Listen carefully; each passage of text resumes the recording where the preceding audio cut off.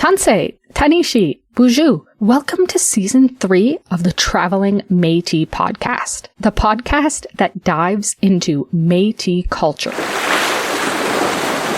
you hear that? That is the sound of the river, which can only mean one thing. It is time to grab your paddle and your headphones and hop into your canoe, because we are heading down the river to talk to our fellow Michif storytellers.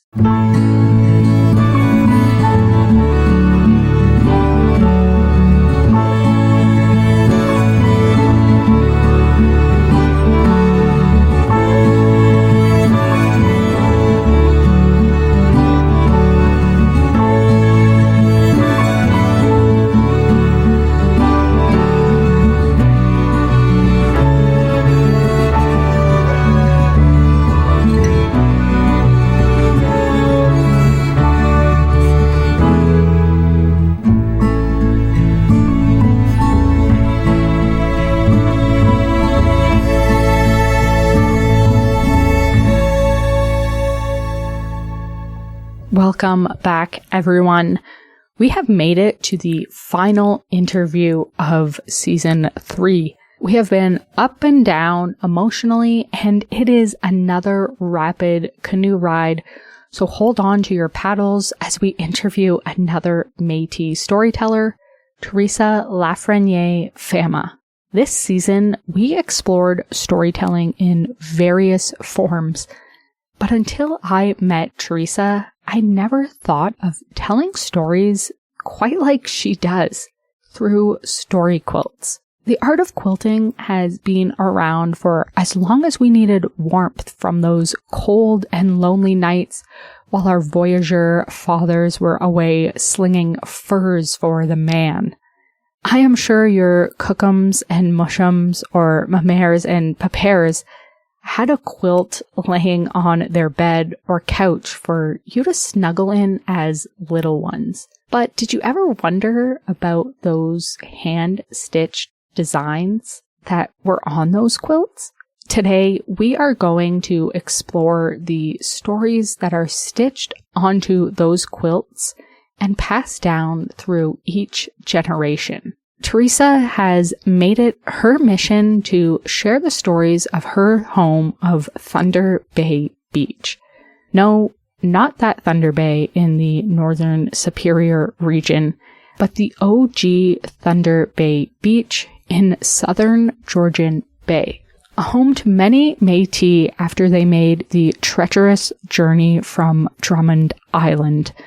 I'm going to let Theresa tell me more about her story in a minute, but I wanted to dive into the story of how we met. When I am not working on the podcast, I also moonlight as a journalist for Simcoe Community Media. I was invited to cover a story of a Métis art exhibit, The Gifts of Georgian Bay, at the Penetanguishene Centennial Museum, curated by Métis artist Laura Lee Bellemere-Kearns. Theresa was one of the artists speaking at the opening of the exhibit, and I was immediately drawn to her passion and love for her home of Thunder Bay Beach, which she had conveyed on a beautiful set of quilts. I approached her after to learn more about these quilts, and she gifted me her book, Who Knew? Quilted Memoirs. After reading more about Theresa and her life, I knew I needed to share her story with everyone. If you listened to the previous episode with Andrew Konoff, you might remember we discussed how our stories as Indigenous people are very similar to one another. I immediately saw my mother and her family's story in Theresa's.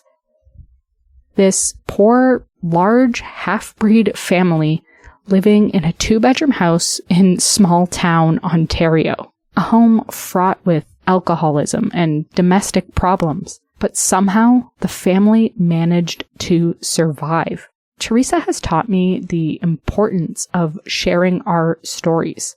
So I wanted to share hers with you. And it all starts with a quilt. So you've been showing me all your quilts here, and they're all really beautiful. And what I'm doing this season is kind of talking to like storytellers, and finding different ways to tell stories. And when I met you and you said you do story quilts, I thought that's such a unique and fun way to tell stories, like visually. And they do communicate a lot about where you're from. But if you wanted to maybe start off and just explain what a story quilt is. Yeah, like what inspired you too as well, because it is a different and a unique way to tell stories too. Yes. Originally, I started with traditional quilts. Mm. My mom was a quilter, and so were my grandmothers and aunts. And that's what I had learned. I'd never heard of such a thing called a story quilt. I joined a lot of quilting groups on Facebook. And one day I saw a quilt, and it was called a story quilt. And I'd never heard of a story quilt before. And it was of this lady who did a quilt of her aunt and her aunt's journey traveling through the United States. And I thought, oh my God, what a way to tell a story. I didn't know that people actually painted stories on quilts or did applique story quilts, right? And it was all new to me, and I was excited. And that's where my journey actually began, with the quilt. So I approached the lady who had done the story quilt of her aunt and asked if she taught. And she didn't officially taught at the time, but she said she'd be willing to guide me. So she got me to travel back in time, told me to go and pull up pictures of my childhood and remember what it was like growing up, and the house and what was inside the house, what was on across the road. So that's what I did. I went through all my pictures and my siblings' pictures, and I found, even though I've always had most of the memories that are on my first quilt that I made, I've shared those stories often, even with it. But this was a way to make them live, to make them last, to go down in history. And so I made my first story quilt. And I thought I was going to be doing applique, and then she told me, no, you're going to paint the pictures. I'm not an artist, or so I thought. Yeah. Right? Everybody always says that before they start art. Like. And it was like, I'm not very good at art. Like, I've never been good. She said, oh, yeah, it's really simple. It's really easy. You can do it. And I did. So I chose my favorite memories of my childhood, and it was my childhood story quilt. It wasn't my adult life, so it's all about my childhood. After I started showing people the actual quilt, which took me 9 months, which is how long it takes to have a baby, right? Yeah. So that was my first baby. And people started saying that I should write a book, and I should write some of these memories down. I had never even considered myself as a storyteller at the time. And that's where storytelling also started, right? The story quilt led to storytelling, which led to writing the book. What went into choosing which memories that you wanted to include? Because you had the photos, right? Yes. So, like, yeah, which... Yeah, but I actually went looking for the specific photo of the memories that I had. So it started with, the memory first. It started with the memory first, yeah. I think one of my first memories that I recalled was the tennis racket. You know? Should I share this story here? Or? Yeah, if you want. Yeah. Okay, so when we were very young, let's backtrack a little bit. We grew up very poor, as most local people did in Thunder Bay Beach. Most of us are Métis, and most of us were financially struggling. During the summer, we had tons of cottagers that would come to Thunder Beach. We had a beach association, and you had to belong to the beach association to be able to play tennis or to join the kindergarten classes during the summer camp. We couldn't afford that. But when we got to the age, I don't know if we were 6 or 7 years of age, we decided we wanted to learn how to play tennis, because the tennis court was across the road from our house. My parents couldn't afford to buy us tennis rackets. So my dad actually made us a tennis racket. He got a piece of plywood. He shaped it exactly like a tennis racket, got some black electrical tape put on the handle, sanded all the edges of the racket so that we wouldn't get any splinters. And that was our first tennis racket. We had a cement wall at the tennis court. There was like a cement wall, and you could go there and play by yourself. It had the tennis net painted on the cement wall, so you knew that you were above, the net, right? And that's a memory that's stayed with me since I can remember. Like, since we've had that racket, it was always precious. My dad loved us so much and couldn't afford it that he actually made us our tennis racket. I think he was kind of proud because he went to work and he told his employer, which was young George McNamara and his wife, that he'd made us a tennis racket. And I don't know if he brought it to work because I don't remember.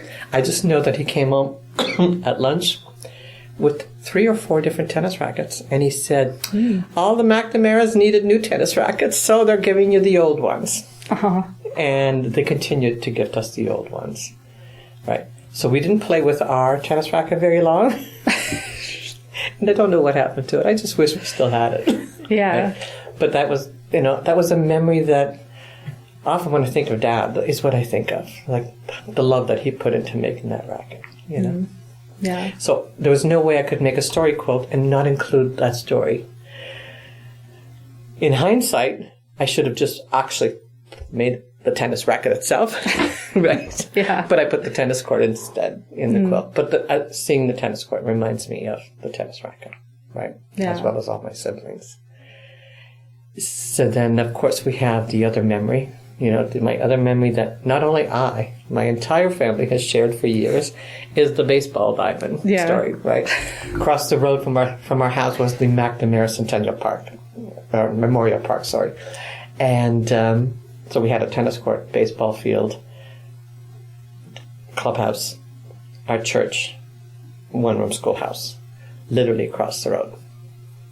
We raised chickens and we raised pigs and we raised rabbits and one day during a baseball tournament, which was directly across the road, like I said, 3 little piglets actually dug a hole under the fence, which had been done often, but they used to run into the bush behind our house. Well, during the baseball tournament, after digging the hole, they actually ran into the baseball field. So all the ball players threw down their bats and their gloves and started chasing these little piglets. And probably some of the people attending, I'm not even sure about them, and they just all over the field. And they caught, and it's not easy to catch a little piglet run around. Yeah. Right? They caught them, and they brought them home, and they said to my mom and dad, best ball game we've ever had. So, that's a memory that we all shared forever. Yeah. My dad shared. So how can I make a story quilt and not include that memory, Yeah. So when I went looking for pictures, of the baseball diamond. I went looking for pictures of the tennis court. The picture that I actually found of the baseball diamond, I'm actually pitching a ball to my younger sister Yvonne. Right? So at least it was even more appropriate because it's me pitching the ball. Yeah, yeah. Right? So, yeah. So that's basically how the memories came. The memories were there. I've shared them many times, even before I knew a story quilt even existed. But I wanted them to be preserved in time. Not only for me and my daughter, but for hopefully years to come, right? Yeah, well, no, it's great to have these quilts because my family is from a different area too, and just not even knowing the history, but like you could still feel like you're there with the quilt as well, because someone can tell you their memories and their stories, but to be able to see like what you've captured in the quilt adds that like feeling to it. Because it's like I grew up on like a lake too, right? So it's like you get those feelings and you can relate to, even if you're from somewhere else. And you're absolutely right. Like one of the memories, we had a convenience store called Craig's Store, and tons of memories from it. When I was looking for pictures of Craig's Store, I contacted Mr. and Mrs. Craig's, who are deceased now, as children, their daughter, Barbara, and she sent me pictures. And when I saw the picture of her father in the store behind the candy counter, handing somebody an ice cream cone, and I saw that candy counter, it brought the memory to life. Like it just like brings you right back. Yeah. So pictures tell 1,000 stories. Like they say your eyes tell 1,000 stories. So do pictures, right? And they bring back memories. So a story quilt is like a picture. It's a picture of a memory. We'll talk a bit more about like Thunder Bay Beach in a bit, but even when I was reading your book, like my mom grew up in Espanola, which is a small town as well. And like, as I was reading it, I was like, oh, these are such familiar small town stories. I was like, oh, she used to tell me about stuff like this. Like, I feel like it really preserves like even these images too, like a moment, like you said, in history. So it like took me back to like, oh, my mom used to tell me stories. So it's like, now I'm getting from your memories, it's sparking memories in me and things like that. And almost everybody who've come back to me after reading my book have said that too. I didn't grow up in Thunder Beach, or the ones that did. It's like, oh my God, I felt like I was writing the book. you know? But everybody else who wasn't from Thunder Beach have said, you know what, you brought back so many of my own memories. Yeah. And to me, that's what the book was about. Yeah, so I'm not going to ask you to pick I am asking you to pick a favorite quilt, but is there a quilt that like is like special, not your favorite maybe, but just like really special to you? Out of the memories, you mean? Any of those. Probably the one with our house. Yeah, because on that quilt, on that block, you see the house. So of course, that's very special because it was a chicken coop. Yeah, your dad built, yeah. It was a chicken coop that my mom and dad moved into, and they turned it into a house, and then they turned it into a home, right? And on that same block, you see our outhouse. We didn't have indoor plumbing.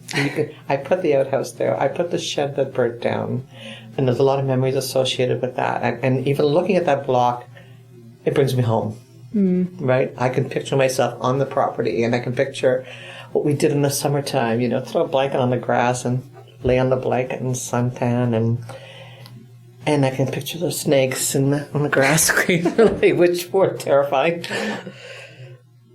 I probably would have to say that's my favorite memory because my favorite part of the quilt. Yeah. Because it's home.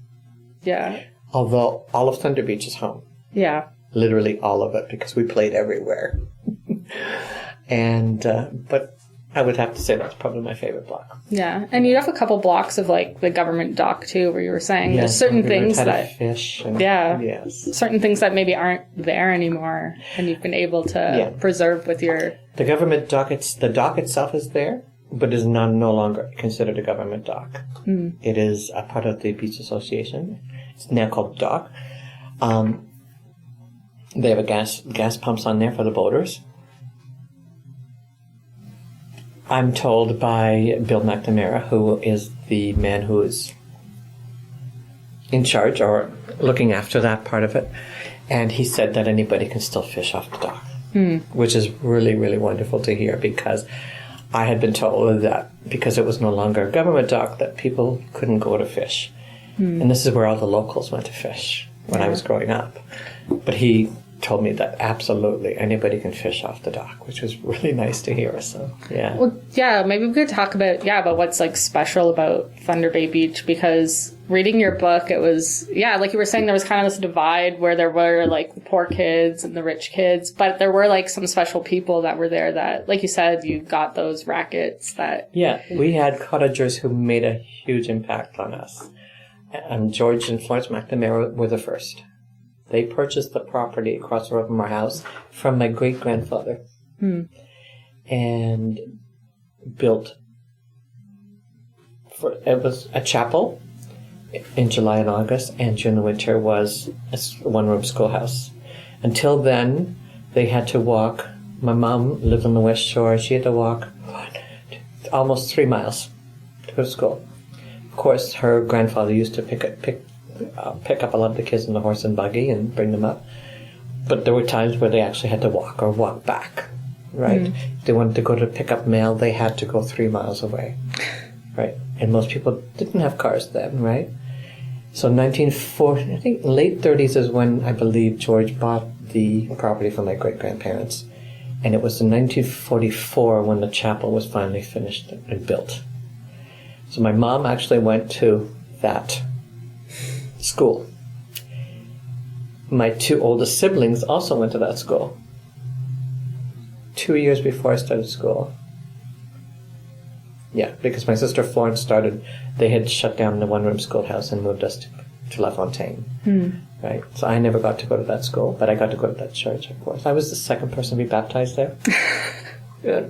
Yeah. But George and Florence made a huge impact.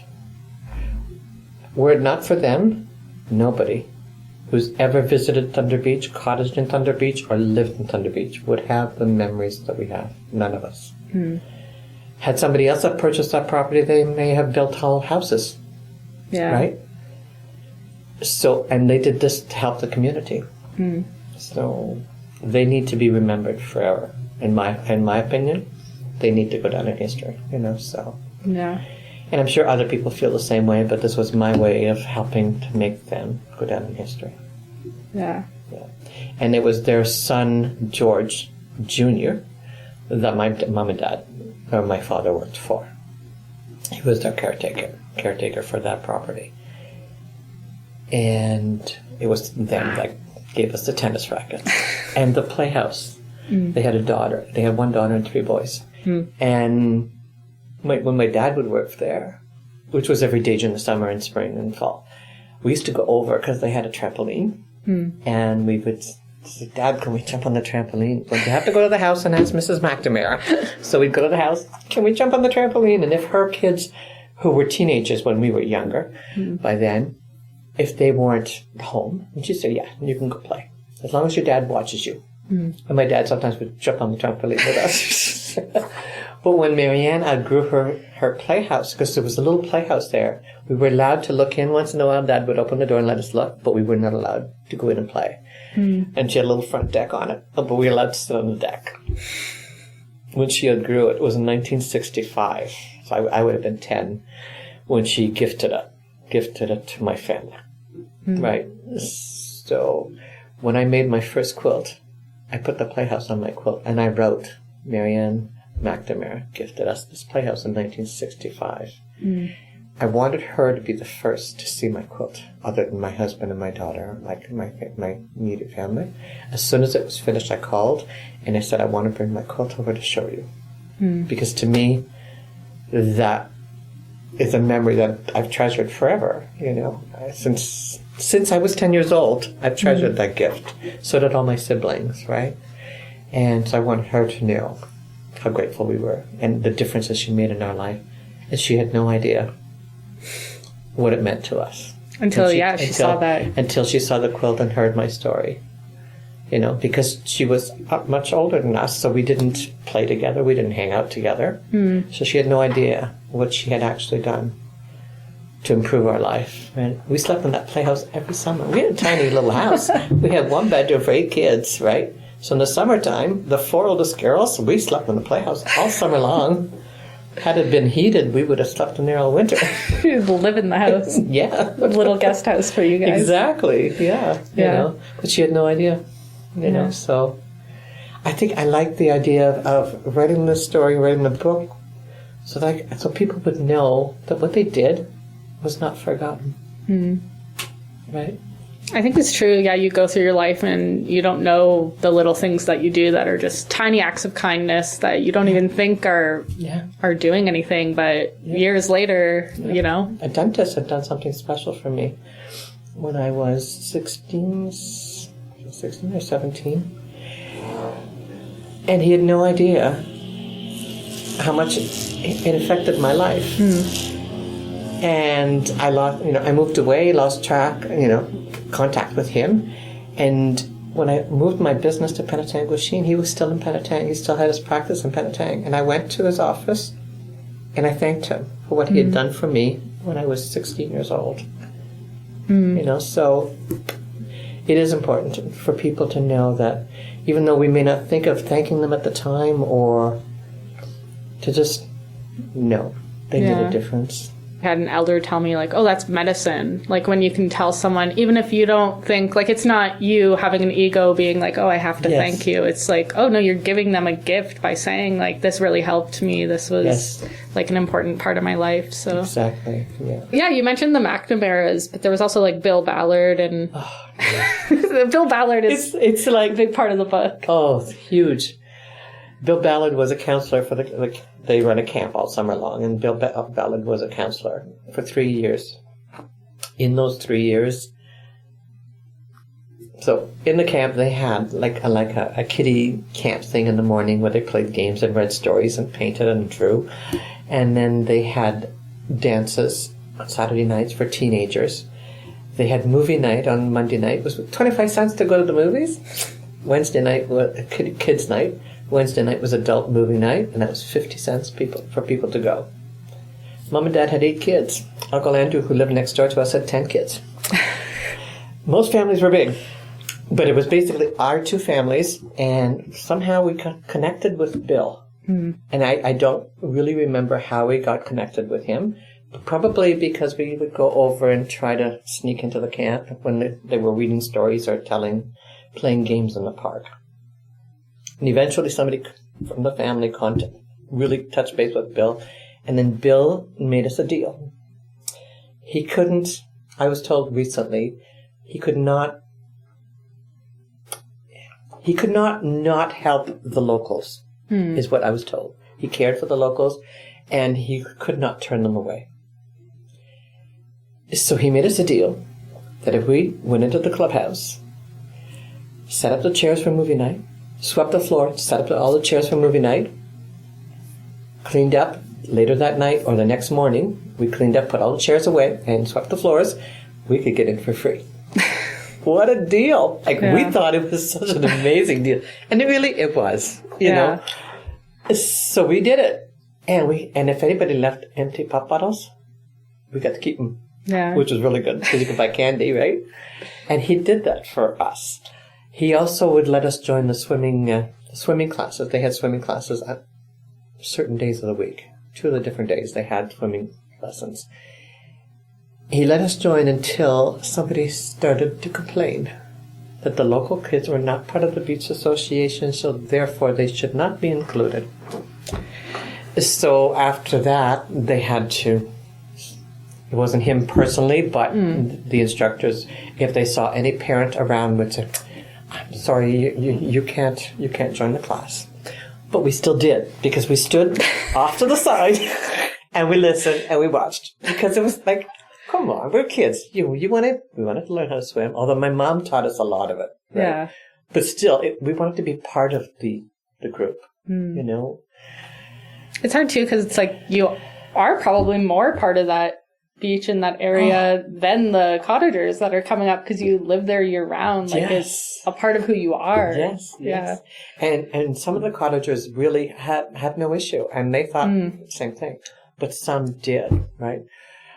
Now, the lady who's now, she's not the counselor, but she's part of running the children's camp for the summer, are in charge of the counselors, has told them that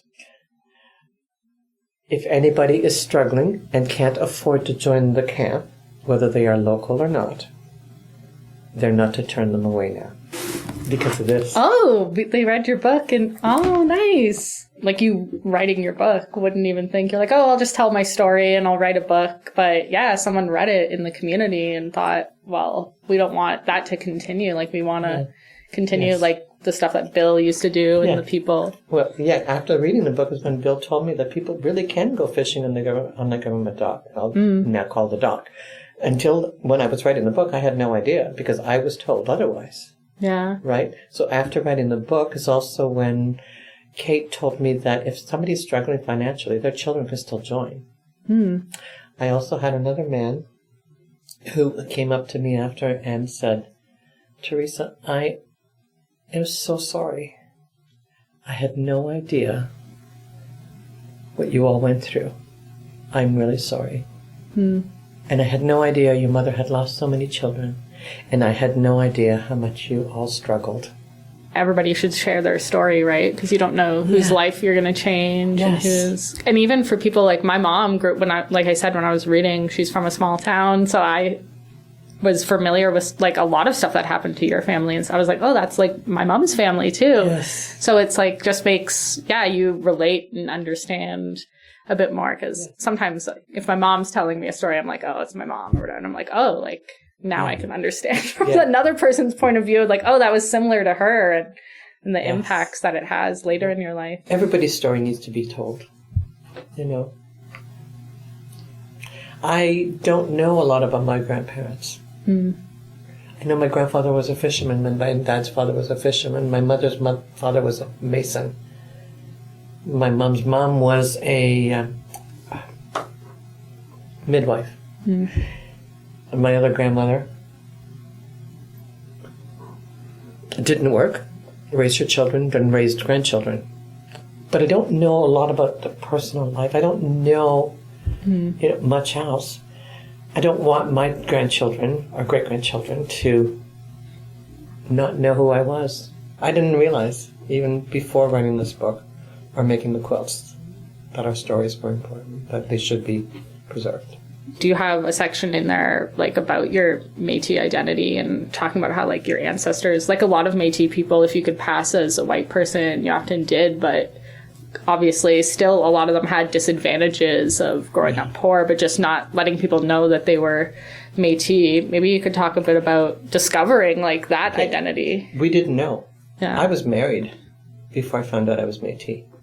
My parents used to argue when they were drinking. Yeah. Right? They used to argue about, my dad would say, your family's just a bunch of savages. And my mom would say, no, yours is. No Indian in my family. And my dad said, no Indian in my family. And they used to bicker about it, right? Like, really bicker. Yeah. And then years went by. Like I said, I was married. And one of my sisters, my oldest sister, Pauline, became a genealogist.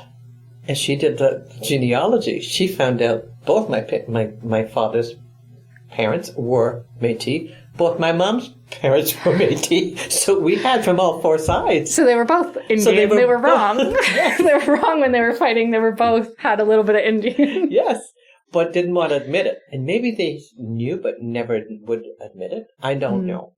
Because by the time this came out, my parents are not here anymore, so I can't even ask them. But they said, like, they never knew. They were shocked when my sister told them. It's like, how can you be shocked? If you trace the history, the Labatts were, and they were my great-great-great-grandparents. Like, they got their own house. Yeah. They were their first house in Tiny. Or in Thunder Beach, anyway. But yeah, you talk about, wanting to preserve your story, like, because so much of our history is lost from people being either ashamed of where they come from. When I found out we were Métis, I was happy. I was surprised because I had no idea. We hadn't even thought about it, And Métis, I don't even think that terminology was even used when I was young. Yeah, it would bring, half-breed. They were half-breeds. You were half-breed, right? That had been used. And but we didn't know that we were half-breed either, even though the kids at school said we were. The kids at school and some of the cottagers would, say we were half-breeds and lowlifes and stuff. So they clearly knew the history of the area. And, yeah. And Christian Island is really close to us as well, right? Like just around the corner, literally. Right? So, Yeah. And so as soon as I found out we were Métis, I applied for my Métis citizen card. Not everybody in my family did. Not a lot of the relatives did either, because they weren't ready to accept that they were Métis. I think, it takes, a while, especially if you grew up in a time period, like you said, like being called half-breed and being treated differently for something. And I know for my great aunt, like, anytime they used to ask, their mom would be like, oh, don't talk. Like, it's okay. Like, don't worry about it. But, like, she was speaking Michif French and things like that. So that's something else. And it was only, I think, when I was writing the book that I found out about Michif language. And I printed a sheet off the internet with some of the words, and I went, oh my God, I spoke Michif. Yeah. And I always wondered, because how come we don't speak like even the people in La Fontaine? You know, their French is so much better than ours. And go to Quebec City, oh my God, like again, right? And when I saw it printed out, like when I'm looking here, Bear, Ur, and Ainur. That's exactly what we said, Ainur. We said blau. We didn't say blau. Like we pronounce it the way it's written, right? Yeah. And it was like, oh my God, I had no idea. We were actually speaking Michif. I printed that page and I passed it on to so many of my friends around. I said, look, we were speaking Michif. We weren't speaking wrong. We were speaking a different language. Yeah, bad French, right? Yes, exactly. You're not speaking proper. Yeah, you're speaking slang. No, it's its own separate language. I know. So. I remember the first time I ever went to Montreal on a business trip. I'm thinking, practicing to speak proper French, And do you speak French? No. Okay. So in French, if it's raining, you would say il pleut beaucoup, right? A proper French. But we would say, "Coute qui mouille," And so when I went to Montreal, I'm like, I need to be really careful now, I was so nervous. And as soon as I got to the mall, and it was raining that day, and as soon as I got to the mall, somebody outside the mall was standing there and said, "Coute qui mouille aujourd'hui," and I went, "Oh my God, I'm home." I can speak their language. Right? Yeah, you're like they're one of us. Yeah. And then when I went to Quebec City, total different. I didn't even understand what I was saying. So I used to get them to do most of the talking, right, for business. Well, I think, because Montreal was, the fur trade hub, right? Yeah, so Montreal was closer to our French that I spoke at home. My dad's sister and her husband were in La Fontaine, and her children spoke perfect French. We're related. We're first cousins, and we spoke Michif. Yeah, you got the country French, I guess, out on the beach. Yeah. Do you think a lot of this, is influenced by maybe, your Métis heritage, preserving? I do. I didn't realize it then. Like I said, even being a storyteller, I didn't realize, until I started this, that, that's what Métis have done. And that's what they've always done. They've told stories. They've made quilts. They share the stories. And art's kind of in everything that Indigenous people do, too, right? So it's communicating through the images, because if you, we were saying, there's a lot of Indigenous groups in Canada, to have the image to communicate with people instead of trying to verbally. When I started these quilts, I was I'm telling my story, but I thought, okay, but is it Indigenous? It's my story. Well, I'm Métis, so I guess it is Métis art, right? But I sort of questioned it, because it's when I think Indigenous art or Métis art, I think more... Christy Balcour's dot art and things like that, or the woodland, But I guess this is my way of making it, right? This is my... There's always been that argument of what makes Indigenous art or Métis art, that it's the person making it. Exactly, yeah. Yeah, and your desire as, a Métis person to tell a story and to, communicate that is, I think, what makes it Indigenous. Yeah, if people want to find your book and your quilts or anything about you or your stuff, where can they? I don't have a website yet. My books are available at Georgian Bay Books in Midland. They're available at the Tiny Hub restaurant in La Fontaine. They're available at the Midland Museum, at the Aurelia Museum. Have you ever thought of doing the quilts as a book? Actually, I have. Because there are quilting. I have, and I've saved a couple of spots online. It's how to make a book with that. It would be a lot, and it's not something that you can mass produce for sure either. But maybe I will make one day. I really want to thank you. You honored me when you asked me if I would do a podcast with you. Thank you from the bottom of my heart. That changed my life as well. Just being asked and acknowledged that way, and I really appreciate you. And I appreciate what the Métis community is doing for our art now as well. Merci to Theresa for sitting down with me today and sharing her beautiful quilts and stories with me. Theresa embodies the power we have in sharing our stories. Her courage to write her book has left a lasting impact on the families of Thunder Bay Beach, and Theresa is already making waves in the Métis art scene. I wanted to bring you this as the last episode of the season because it is a great reminder of how sharing our stories can make a difference in our communities. We are honored to have gotten to share the stories of 5 amazing Michif storytellers this season, and we are honored that you have chosen to listen to them. So we want to send you a big merci for listening, and we hope to see you down the river. This episode was written and hosted by Samantha Loney, with music composed by Etienne Beausoleil, edited by Cassidy Villebrun-Baracus, and produced by the Métis and Me program. This podcast was made in support from our sponsors, 880 Cities and the City of Barrie's Arts and Culture Investment Program. Remember to like and subscribe for more content. Merci for listening.